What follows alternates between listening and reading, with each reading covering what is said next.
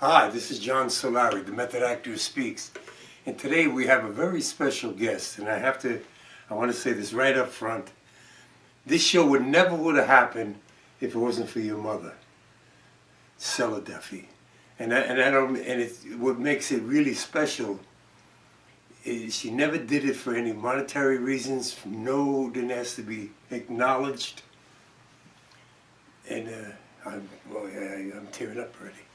I mean, I love your mother. What she did is what very few people do. I mean, she did it out of the goodness of her heart. And she's a very special lady, your mother, to me. Anyway, your name is Barbara. Do you go under Barbara Duffy? Yeah, Barbara Ann Duffy. Barbara Ann Duffy. You look so much like your mother. So we're going to use the mic today. So beside being Stella's daughter, why did you get into the business? Why did you want to become an actor? Oh, wow. There's so many reasons. The hard question right off the bat, huh? Yes, the hard one. Okay. Well, I mean, your earliest remembrance of a child, what you wore, what did you like? Okay, well, the first film I can ever remember seeing was The Wizard of Oz, which is just a beautiful film for a child to see, with a child actress in it too. Right. So to see that and and the music and just the colors and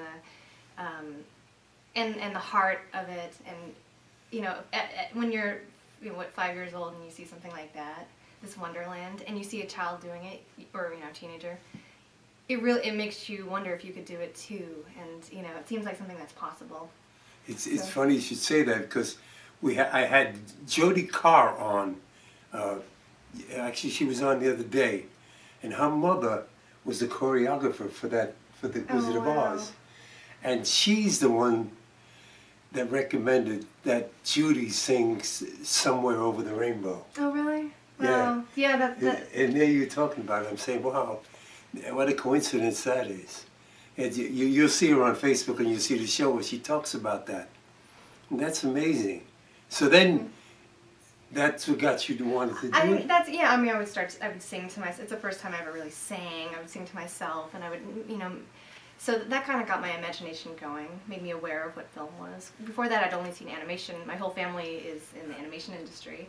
So I'd already fallen in love with animation, but I didn't, Snow White, actually, that's another kind of example. Yeah. And I'd heard the story about how the girl who voiced Snow White, she got the job because her father, I think, was working on the film. Really? Yeah, and she'd happened to pick up the phone when a producer called, something like that, and the producer said, "Oh my goodness, your voice is so lovely." And that's another story that got me thinking, oh, maybe I could do it if that's how this girl got, So, and then it wasn't until, I think, I maybe somewhere in junior high school, that's when I started getting into drama. Yeah, did you get into drama because of the boys, or did you get it because of the boys? There weren't that many boys really? in drama. Yeah. None of the football players showed up. Oh, no. It was the, I'm sure like most theater classes, it was kind of the misfits that ended up in drama class. But there was in my junior high school, and I grew up in LA for the most part too. So junior high drama class was actually very serious. Our teacher was just very old school. What do you mean by old school, if I may ask? She had her ideas about what theater was, and she did not allow us to take it. It was just, long rehearsals. She would tell you if you weren't working up to par. As a 13-year-old, having that kind of discipline is kind of jarring. Did it help you? Or? It did, definitely. Yeah, I think it gave me a really strong foundation. Because I find most colleges and high schools, and when they teach drama, they emphasize on drama, and their background is really not theater. Right. Yeah. And so they're teaching you a lot of them out of a book. Oh yeah, and this was not the case. She was definitely an actress who I'm sure probably was a little bit sad that she was not an actress, a working actress. She was, So she, I think she took out some of her frustration on us. Yes, and but also, yeah, well, that frustration is good. You know, a friend of mine was in New York, and Estelle Parson was the moderator, and I always tell people Estelle takes no prisoners when she moderates, which is good, because you know we love to hear how good we are, and how beautiful we Right. are, and whatever you, but that doesn't help you. No, you need to be told how to improve. Right. Or it's very easy to tell yourself that you're doing just fine. Right, You and know? when if you want to get ahead in this business, and this is the worst business in the world, to take criticism. You know, and yet that's 90% of our business is rejection. Only 90%? Well, maybe a little more, you know. But the criticism, and I see it at Actors Studio, I see it all over. People don't want to deal with that. I mean, I know the emotions are very high, and it's that need is there, but if you can't sit back and say, okay, that doesn't work, I mean, you're going to fail, I think. You know, in order to be a success, you have to be willing to fail. Oh yeah, all the time. Yes. It's a hard lesson. Right? Unfortunately, when you say that, it's so true that we all have to learn the hard way, unfortunately. And that's really what it's about. Now, when you went to film school, because folks, she just helped me, I learned something new on the camera here. She just turned it around, I can see myself. We're monitoring ourselves now. It's amazing. I mean, I didn't know that. And she fixed, the camera was shaky, and she adjusted that. So it worked for you. Yeah, film school paid off. Once again, the Duffys helped the Solaris. Oh yeah, and no charge, no charge. No charge. So tell me, what was it like going? What film school did you go to? I went to USC. Oh. Yeah, I continued with drama through high school, and actually halfway through my high school, I marched into a little improv theater in the Valley and told them they should hire me as their youngest actress, and it was so much more fulfilling than at that point. The drama teacher was still very, very serious. It was a different woman, but I felt like I had more. I'd fallen in love with comedy. Like I'd gotten into my dad's like old Jack Benny recordings, and I'd read his book about Saturday Night Live, and I was watching SCTV, and I connected more with comedy than what I was doing in my high school drama class. So I joined this improv theater, and that furthered my interest in everything else that surrounds acting. So I thought, I'm going to go to film school and learn everything about filmmaking, and then decide what I really want to do. So acting to me is, is one facet of creating a product, Right. So I went off to USC, very conservative film school. Very Yeah. well known. Very well good. known, yeah, Yes.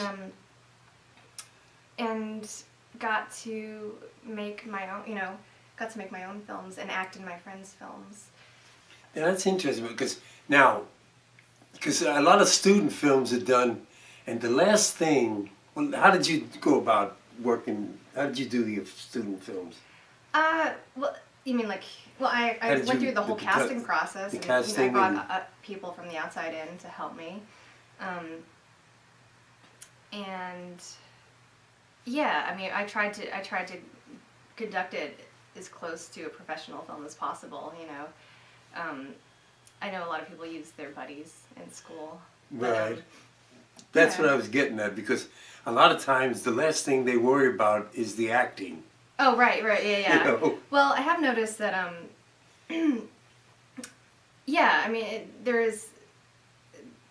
people are more concerned about their The own, camera, yeah, and the lighting. everyone thinks they're going to be a director, which is a great, it's good for them to have that aspiration, but yeah, they end up, all the titles in the beginning are all the crew, Right. and then the actors are like after the film's done. Right. I find that so much that everyone believes anybody can act is the attitude that I find. Yeah. Whether it's school or independents. A lot of these people doing shorts, the last thing they go for. I was telling you I was in Cleveland, and I was watching all these short films, and they were so bad. because they were hiring their friends. Right, yeah. They weren't thinking about The acting. I think it's because they don't trust. They want to make sure that they don't have to translate their vision to anyone else. You know, they can just tell their buddy, and I don't know. Well, no, that's a good point.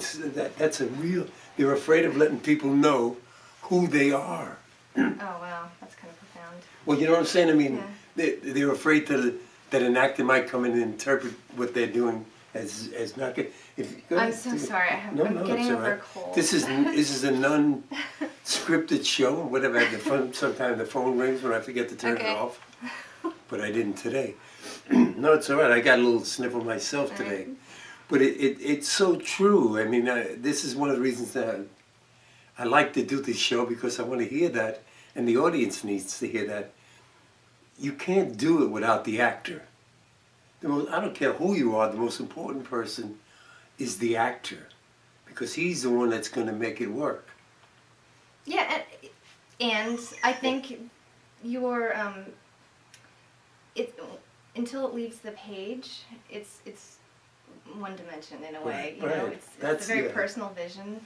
You have to bring a human being into the mix to bring it alive. Yeah. And to make it alive, and to have your vision seen, you need the actor. Mm-hmm. And if you don't have the actors to do your work, it's not going. I'm going to sit there and say, why are they doing this? What's that for? Why is that actor doing that? I mean, even when you have non-actors who have no training, they don't know what they're doing, and why. You ever notice how actors get up and start walking back and forth? It's nervousness. You know, they don't know what to do. Mm-hmm. You know, they have no reason to be there. Mm-hmm. I mean, there's a whole history that you have to have. Now in film school now, I gather you want to be a director more than When I went to school? No, I mean now. What is your aspirations now? To be an actor or a director or? I want to Eventually. be a storyteller. So whatever form that takes for me. Yeah. I enjoy writing, and I do enjoy making my own short films. Right. But I don't enjoy it more than acting out someone else's. Do you act in your short films? Or? Mm-hmm. Oh, good. Yeah. Because if you're an actor, I can see you being a director. But if you're just a director, directors are very difficult to work with because they don't know what acting is about. Have you worked with a director who's A few. put himself in? And most of the ones that I really enjoy, I've worked with David Lynch and. Oh, I'd love to hear about that. Oh, yeah, David Lynch actually, he looks at pictures. I didn't have to read for David. He looks at pictures? Yes. Oh, he just looks at, yeah. Okay. And he takes it for granted that you can act. Mm-hmm. You know, the Well, that's a casting lot of director. faith. That's wonderful. Isn't it? I mean, what more can you ask for? Yeah. You know, Joanna Ray was the casting director, and he takes, you know, he relies on her to bring in actors. Mm-hmm. And I did too with him. And once he, you know, and he just lets you do it. What projects were they? I did Lost Highway, the film Lost Highway, and then I did a television series, I think it was called Tricks, for HBO with Harry Dean Stanton. But that was it. The same thing with Brian De Palma when I did The Black Dahlia. Oh, yeah. We shot that over in Bulgaria, and it takes place in L.A. You know. Cheaper to shoot in Bulgaria? That's the business today. Yeah. But there again, I did about 10 takes, and I did it 10 different ways. 'Cause he allowed me that. Yeah. He just said, "Oh, okay, try that. Do whatever you want." Which, you know, for an actor Yeah. to be allowed, and he lets the actors. And if it doesn't work, he lets you know. Mm-hmm.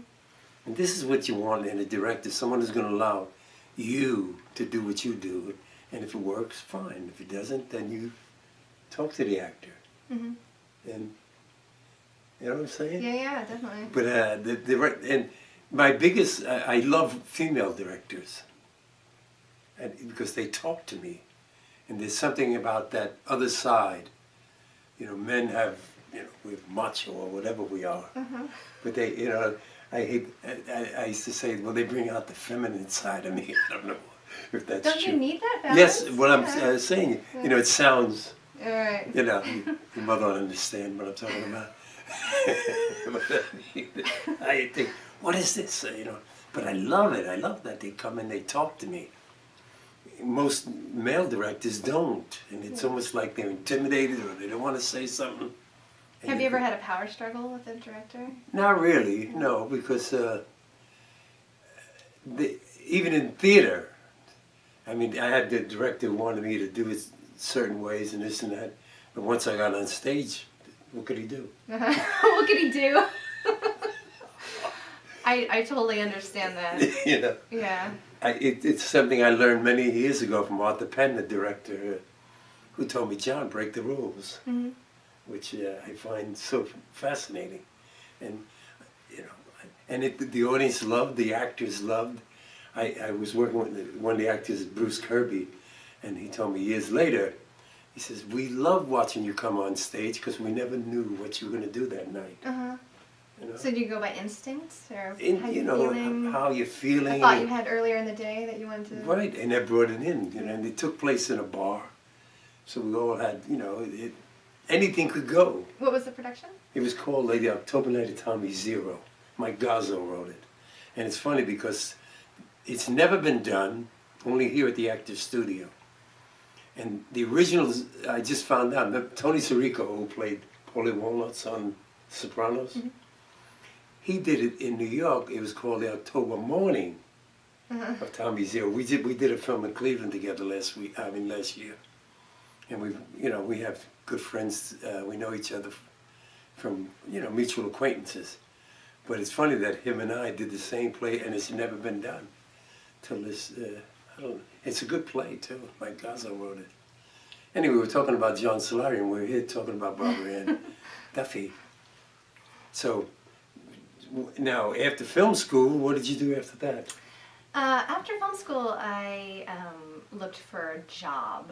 So I PA'd for a while, and then I got into animation, and I actually I went the editing route, which to me is, in my experience, is the most similar process to acting that I know of in filmmaking. It's just the way I work. It's a lot of time by yourself, figuring out story and figuring out flow, and then you sit with the person at the top who gives you their notes and shapes your vision, and then the final product is usually you fiddling with it a bit more to make it your own. So I love being by myself. I have to admit, I love working with people in short spurts, but the majority of my creative process needs to be by myself, figuring out my thoughts and figuring out, really paying attention to my own instincts and all that sort of thing.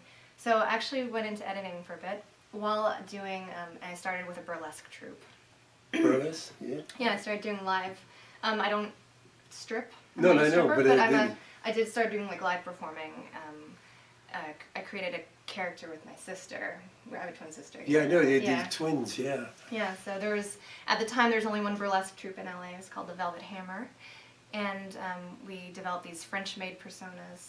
And from there started doing short films, and we kind of brought it back to film after we established these characters on stage.